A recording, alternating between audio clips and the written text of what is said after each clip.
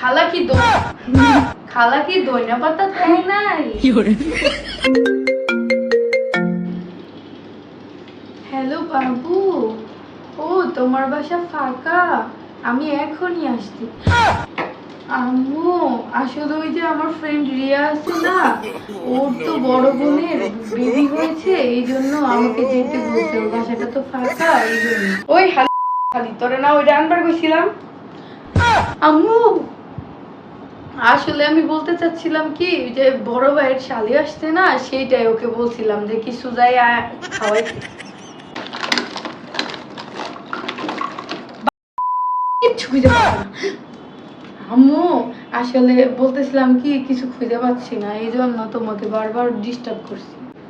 কি শান্তি, কি যে হোস্টেলে থাকি একটু বাতাস নাই। আম্মু, আসলে বলতেছিলাম কি হোস্টেলে তো অনেক গরম, অনেক কষ্ট হয়।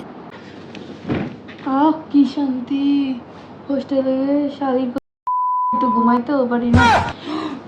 আম্মু, আসলে কি বলতে চাইতেছিলাম, হোস্টেলে তো অনেক চেঁচামেচি, ঘুমাইতেই পারি না।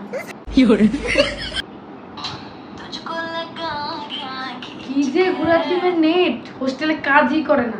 দেখো তো বাসায় আসার পরে কত সুন্দর।